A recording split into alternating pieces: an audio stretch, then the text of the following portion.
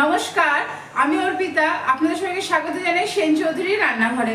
আজ আমি আপনাদের সঙ্গে শেয়ার করব ধনেপাতা দিয়ে একটা মুরগির মাংস রেসিপি। চলুন রান্নাটা সরাসরি শুরু করা যায়। দেখুন, ধনেপাতা চিকেন বানানোর জন্য এখানে আমি চিকেন নিয়েছি 350 গ্রাম মতো। এখানে চিকেনের পিসগুলো এরকম আমার ছোটো ছোটো টুকরো করে কাটা আছে। আর এই চিকেনের পরিমাণ অনুযায়ী আমি সমস্ত কিছু নিয়েছি। এখানে নিয়েছি আমি ছোটো ছোটো কোয়া, দেখুন রসুনের প্রায় 1 মুঠো মতো এখানে আমার রসুন আছে। এখানে আমার মাঝারি সাইজের পেঁয়াজ আছে 1.5 খানা। এখানে একটা বড় সাইজের টমেটো কুচি আছে। আর এখানে আছে ধনেপাতার কিন্তু আমি ডাঁটাগুলোও নিয়ে নিয়েছি, দেখতে পাচ্ছেন। দেখুন, আমি সমস্ত ডাঁটা সমেত ধনেপাতাটা নিয়েছি। প্রথমে আমি পেঁয়াজ, রসুন, টমেটো আর ধনেপাতার একটা পেস্ট বানিয়ে নেবো। এই সমস্তটা একটা পেস্ট বানিয়ে নিই, তারপর আবার আপনার সঙ্গে কথা হচ্ছে। দেখুন, আমি এখানে কড়াই বসে সাদা তেল দিয়ে দিয়েছি। আর এখানে আমি কিন্তু মশলাটাও বেটে নিয়েছি খুব মিহি করে। দেখুন, আমি এখানে সাদা তেল ব্যবহার করেছি। আপনারা চাইলে অবশ্যই কিন্তু এখানে সর্ষের তেলও রান্নাটা করতে পারেন। তেলটা আমার গরম হয়ে গেছে। আমি প্রথমে দিয়ে দেবো নুন দিয়ে চিকেনটা একটু ফ্রাই করে নেব।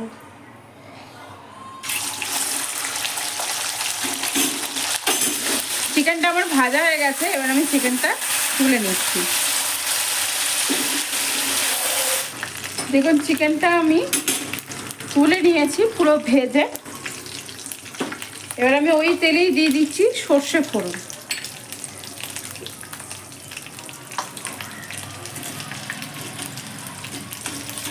দেখুন, সর্ষেটা ফোড়ন দিয়ে সর্ষেটা কিন্তু ভাজা শুরু হয়ে গেছে। এবার আমি এর মধ্যে দিয়ে দিচ্ছি আদা আর জিরে বাটা, সামান্য পরিমাণ, একদম সামান্য পরিমাণ।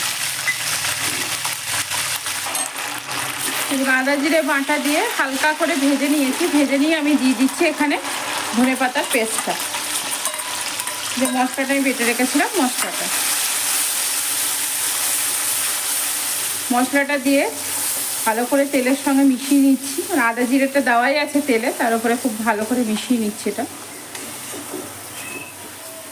গ্যাসের ফ্লেমটা আমি বাড়িয়ে দিয়েছি। গ্যাসের ফ্লেমটা বাড়িয়ে দিয়ে এবার কষাবো। তেলে যেহেতু নুন আছে, সেটা আমি একটুখানি ধরেই নুনটা দিচ্ছি, বেশি নুন দেবো না, কারণ নুন বেশি লাগে না এতে।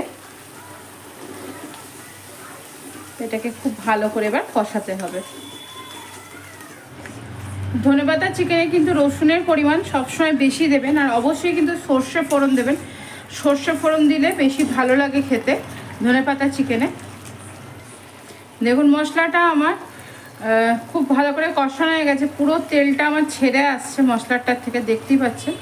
এবার আমি এর মধ্যে দিয়ে দেবো ভেজে রাখা যে চিকেনগুলো ছিল আমার, সেই ভাজা চিকেনগুলো এর মধ্যে দিয়ে দেবো।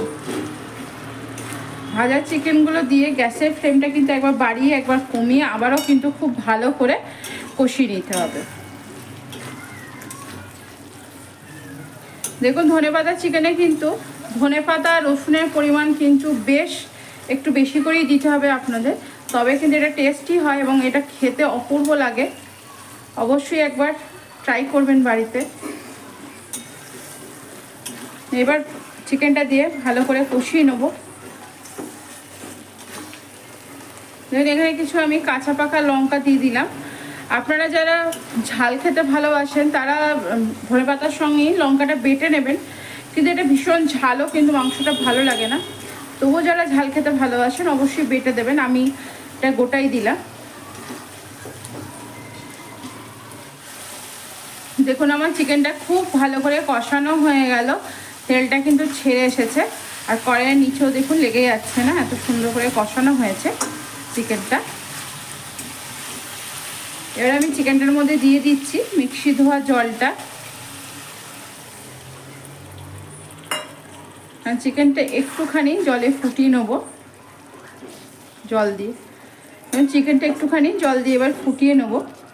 প্রায় সেদ্ধ হয়েই এসেছে, তবু আর একটুখানি ফুটলে ভেতরে আরও ভালো করে মশলাটা ঢুকবে চিকেনের। দেখুন, মশলা বাটি ধোয়া জলটা দিলাম, তার সঙ্গে আরেকটু অল্প একটু জল দিয়ে দিয়েছি। এবার আমি চিকেনটাকে ঢাকা দিয়ে একটু হতে দেবো। চিকেনটা হয়ে এসেছে প্রায় 80%, আর 20% হবে, সেটা আমি একটু জল দিয়ে জল দিলাম এই কারণে, কারণ তাহলে খুব ভালোভাবে নুন আর মশলাটা চিকেনের মধ্যে ঢুকে যাবে। এবার ঢাকা দিয়ে দিলাম, যে দেখুন ফুটে উঠেছে, সেজন্য এবার ঢাকা দিয়ে গ্যাসের ফ্লেমটা কমিয়ে এটা এবার আস্তে আস্তে হতে দেবো। এটা হয়ে যাক, তারপর আবার আপনাদের সঙ্গে আমি দেখাচ্ছি। দেখুন চিকেনটা আমি প্রায় 10-12 মিনিট মতো আমি ফুটিয়ে নিয়েছি। ফুটিয়ে নেওয়ার পর আপনাদের সামনে ঢাকা খুলছি। চিকেনটা কিন্তু আমার খুব সুন্দর করে সেদ্ধ হয়ে গেছে। দেখুন চিকেনটা আমার খুব ভালো করে সেদ্ধ হয়ে গেছে। গ্যাসের ফ্লেমটা একটু বাড়িয়ে দেবো। আপনারা চাইলে আরও ড্রাই করে নিতে পারেন, কিন্তু আমি এর থেকে বেশি ড্রাই করবো না, কারণ এর থেকে বেশি ড্রাই করলে খেতে একদম ভালো লাগবে না। দেখুন যেহেতু এটা ধনেপাতা চিকেন, আমি কিন্তু নামাবার আগে আরও বেশ খানিকটা ধনেপাতা দিয়ে দিলাম।